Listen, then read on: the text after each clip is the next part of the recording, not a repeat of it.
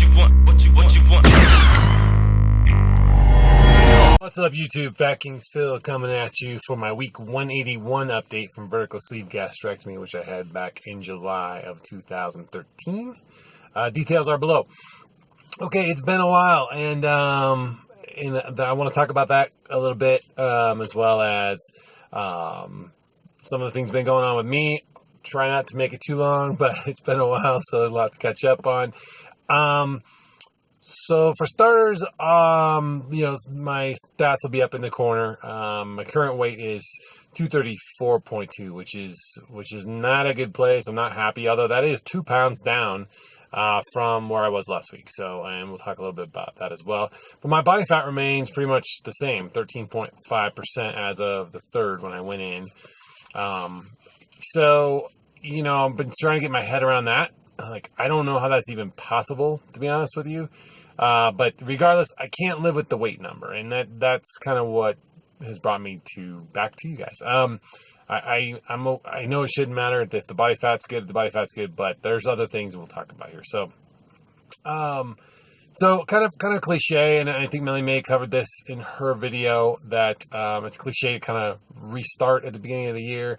It just happened to be the time at which, much like her, I just felt like this was the time for me to get back on the horse. I actually tried to do it like 2 weeks before Christmas, but didn't really, it wasn't feeling it. It felt very forced at that point. And then I think I've also been pretty motivated by the Mahonies putting up some pretty amazing numbers with their recommitment.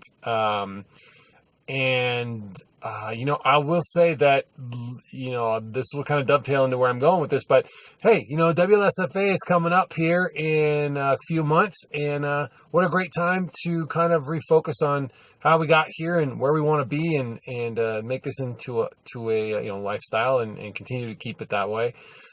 So I think I'm committing back to making sure that when I show up at WLSFA that I can speak to this and kind of own the maintenance portion of this, like many who have come before me. I mean, I think I was talking to Tanya, and she said, hey, you've got the 3-year blues, and I think that's pretty consistent. I've seen people at about the 3-year mark start to feel like they're losing the control, start to see their weight creep back up. I think statistically, we see people drop down to their lowest weight right after they, after they hit goal. Sometimes they even drop below that, and then they go back up about 20 pounds, and that seems to be where they stabilize. I think I'm a little bit.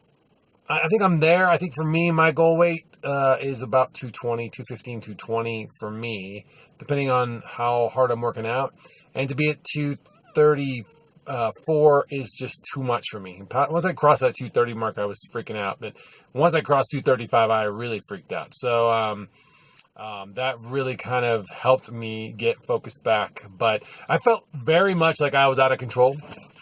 I didn't feel like I had control anymore. I felt like it was the beginning of the end. Okay, the dream is over. Here we go. And I think a lot of that had to do with the fact that I had let so much crap get into my diet. I think that sugar for me really does have, and high carbohydrates, i.e. sugar, tend to put me in a very negative headspace and feel like I'm out of control. Like I'm constantly hungry. I'm not really hungry, but I'm craving things. I'm wanting to stuff things in my face. I almost can't say no to them. So I decided to commit to going back to a very, what was working for other people, which was keto, and i.e. the thing I was doing when I first got my surgery. So a lot of high protein, low carbohydrate foods. Definitely went through the whole keto flu last week, or the Atkins flu, depending on how you look at it. That headachy, kind of feeling crappy, no energy, hard to focus on two things at once, kind of mentality. But I definitely feel like I'm on the other side of that. I'm definitely in the next phase where I've now flushed out a lot of the stuff, and I'm having to supplement electrolytes back in, because I'm getting that kind of like headachy weakness of not having those electrolytes. So I need to balance, now that I've done the induction, I need to balance back out the foods to get back in some more of those. But in the meantime, I'm just taking in things like dill pickles and stuff like that to get some of the electrolytes back in, and go from there. So that's kind of where I'm at.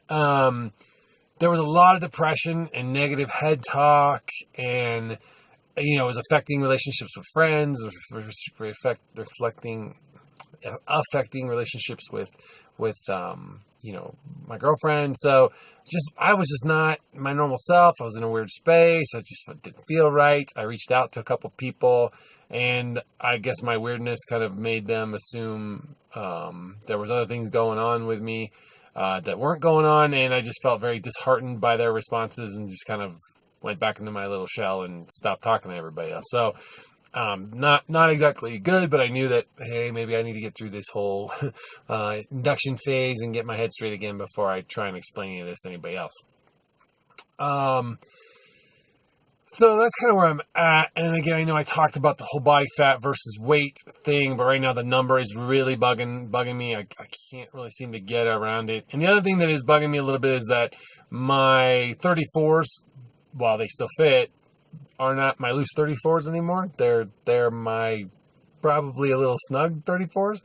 And then I bought some 36s mainly because I was trying to find a certain cut that fit my leg well. And while the waist is still very big on those, I feel like the leg and the across the seat is still a little tighter than I would like it.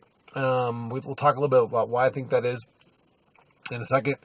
And that's kind of where I'm at. So how did I kind of get to the higher weight?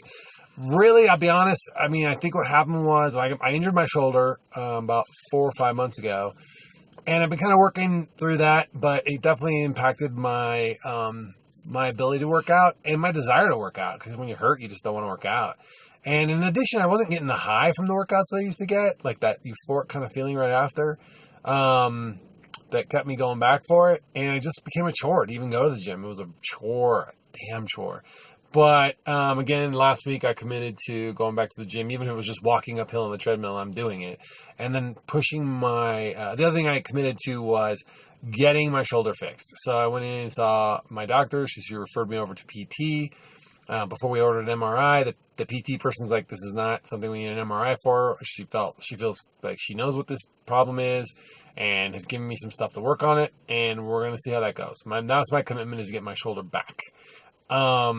And get that injury off of me, so I'm not achy and in pain and things like that on and off. So that's helped, feeling like there's hope at the end of that rainbow, getting the sugars out of my system, getting back into the gym and just at least being able to check the box saying I did it. I made a commitment and I did it.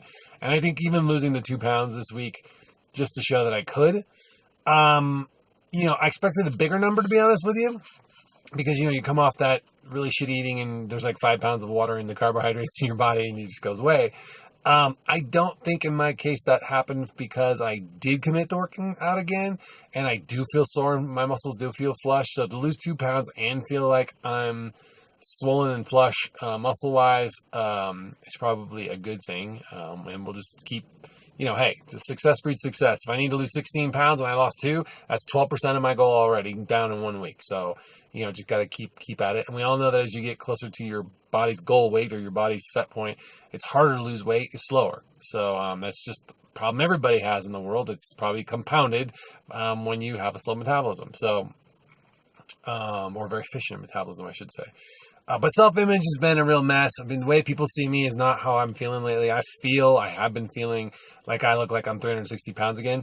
I know that's head trauma, like from being a big guy my whole life. My nutritionist said I really probably should get in and get that negative head chatter addressed, through counseling or whatever. It's on my list of things to do, but I'm kind of taking a page out of Scott's book and I'm fixing one thing a week. And I kind of did 2 last week in typical Phil fashion, because why do 1 when you can do 2? The commitment to the gym and the commitment to eating happened last week. This week I've got another thing on the radar that has to do with watching liquid calories, and then getting my shoulder fixed, and then next week I'll discuss moving into the next thing, which may or may not be the head chatter stuff. So yeah, the mental game has been a piece of the puzzle. Boy, this is gonna be a long video. So yeah, the 3-year blues, I think Tanya hit the nail right on the head. I went back and watched her videos at about the same time, and she was having that same kind of thing. So, yeah, pretty crazy. And then in addition, I'm still pretty black and white guy. I mean, I try and be gray where I can, but I do feel like I'm a very black and white kind of guy. So I am struggling with some issues there, and just, with myself and performance and things like that. On the other hand, of the other side of that coin, I have been realizing the fruits of my labor. I have tried to look back over the last 3 years. I mean, I know I'm not at my lowest. I know I'm not at my fittest. I know I'm not at my feeling my best or feeling the most attractive I've felt. But I did see a picture the other day of right after my son was born. I saw a couple of pictures of me in the hospital with him. And it was hard to look at. It was hard to see me that big. It was hard to see that and realize I'm not that anymore. I mean, it did help me realize that's not me anymore. Didn't really help again with me beating myself up, but it did give me pause at least. So that was good. But yeah, I mean, 10 pounds, 15 pounds to lose when you're close to your normal range is trickier. I know that's coming. I know it's going to be a lot of work. I really feel like I wouldn't say I feel like I have control back, but I feel like I'm at least in the driver's seat again. And, I'm hoping that this gets easier and easier as I go. Like as my body starts adapting back to burning, burning fat and not craving the sugars as much. I'm thinking I'll feel better and better. So let's hope. Yeah, so that's kind of where I'm at. That being said, now let me kind of shift gears here a little bit, and I'll wrap the video up with this. Hey, I'm looking for videos of folks who have been in the community and they're in the losing phase. They're new to the community, but you feel like are really putting the effort out and really using the videos to the best of their ability, much like the folks that I've mentioned in this video in the past, Scott, Tanya, Little Aussie Mel, myself, TJ, the Sarahs. I mean, all those folks who really, during their losing phase, really used this YouTube medium as a positive community tool. And I'd really like to get a list of those from you guys for new people. And also really like to know, I mean, obviously I know Tanya still has a big following. I'd really like to hear whom you guys like to watch as veterans and what kind of, and whether they bring value to your whatever phase you're in, and let me know what phase you're in. So where I'd like you to email me the responses to that. You can put them in the comments here, but it would be helpful to me if you'd email them to me at FatKings@ymail.com. I'll put it down below here on the screen so that you have it. And I'd like to get those sooner than later. And there'll be method to my madness. Trust me, it will go. It will not go unappreciated down the road. So get those to me as quickly as you can. And again, I want to hear: are you going to WSFA? If you are, hit me at the email address again in the comments below. Share this video with people. Like, subscribe. It's more important this year as we're moving into 2017 that I rebuild this brand a little bit, mainly because I want to start working toward WSFA and helping promote it for WSFA and for people who could benefit from it. So let's talk about it. Let's start engaging that. I'll start bringing videos more regularly. I know I said I'd do that with the Quest bars, and I just ended up eating them instead of making videos about them. But then they were good. So let's do that. Let's start ramping up. It's a new year. I know that's cliche, much to Melly's point, but let's leverage this tool. Let's get some folks engaged for WSFA. Let's get this out to people. I'd like to see you guys make videos. Let's start talking about WSFA, the benefits it brings to the table for maybe some new folks and for veterans. And let's talk about the people that we see in this community that bring a lot of value. And we'll go from there. Method to madness. All right, until next time, remember, it's good to be the king.